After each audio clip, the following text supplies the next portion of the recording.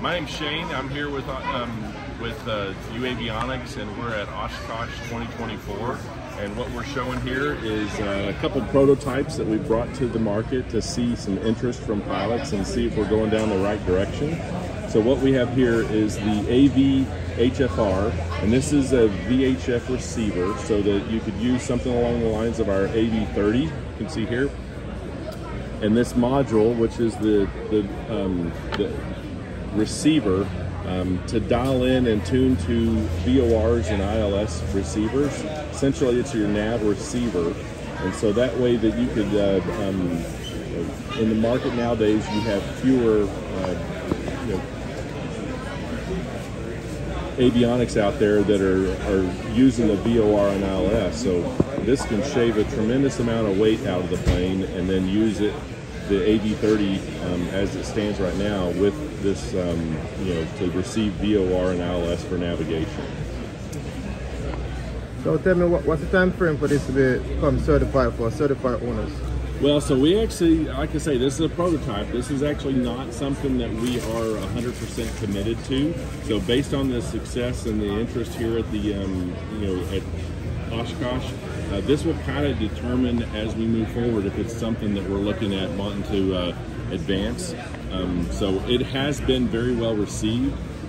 Something along those lines, you're probably looking at a year or better for any kind of certification. So tell me about the camera. You heard the camera for the camera, this is actually our night sensor.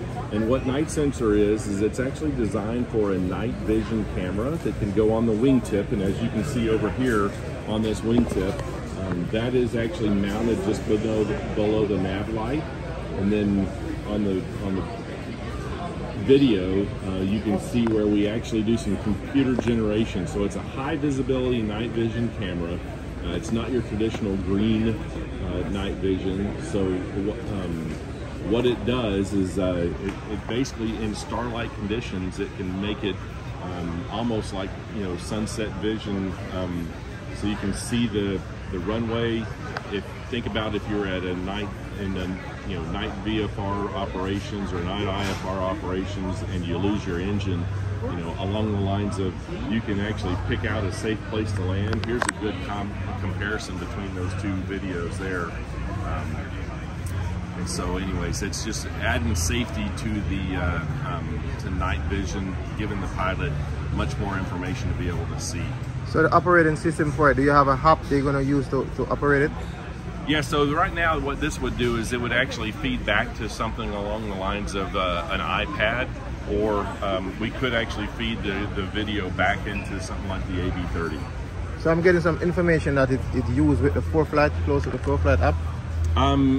It's very possible. I mean, we have a good relationship with ForeFlight. We don't actually develop the ForeFlight app. So, if that's something that they're looking at, it's possible it could be in there.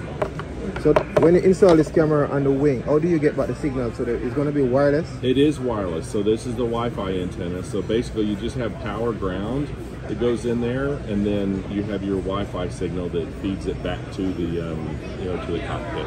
Tell me about this magnetic direction indicator. Yeah, so this is actually an MDI, so it's our magnetic direction indicator. And so what, every airplane out there that is built and flies has a liquid or viscous compass in it. So what we did is we actually took and looked at the industry and said, hey, how can we take and advance this compass that's been around for so long? We have your compass card in the plane, this big liquid compass. They're not accurate in many cases. They leak, they have to be serviced. It's expensive to have one swung and make sure it's accurate. And so what we did is we used our magnetometer and developed this MDI, where you can actually have a heading and a bug, or heading bug.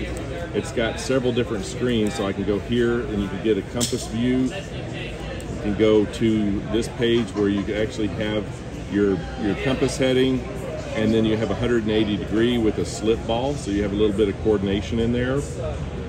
And then also you have here, two different views, one kind of looking out, so when you turn, the compass turns to the right. That's almost like you're inside the ball looking out. And then likewise, the last page is a traditional compass view, like when you turn to the right, the compass ball goes to the left.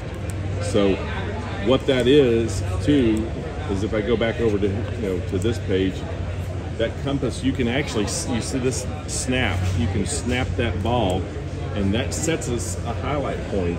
And so then, as if you lost your power or lost your panel, it's got a backup battery in it, and you still have some basic navigation. So if you get 5 degrees off, you will see that green drops off, so that you have a little bit of a almost like a magnetic driven DG in here in kind of emergency situations. And then if you needed, if you were making a change and you were going to go over to a new heading, you can re-snap that and now set that new heading. What's the time frame you're looking at for all these instruments to come to the market? Well, something along this lines. Again, this is a prototype, so we brought it here. It's actually been very well received. Certification-wise, that's always one that's a little bit challenging, because that you're working with the FAA on something along those lines, and so I think be something interesting to look for us to have hopefully certified by this time next year.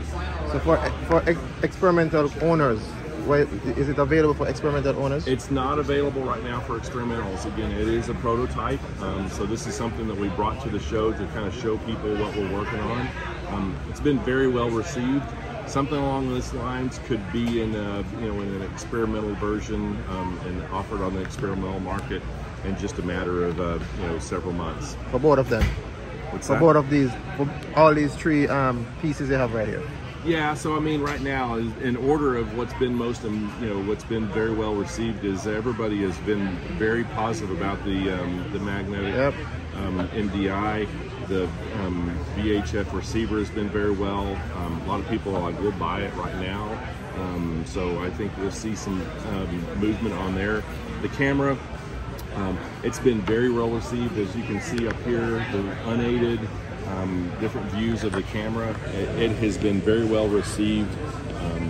The biggest question on that is like, what is it being shown on? And an iPad is kind of the ideal item because it's in the cockpit. So that's going to have a little bit of integration with some of the EFBs in order for that to materialize.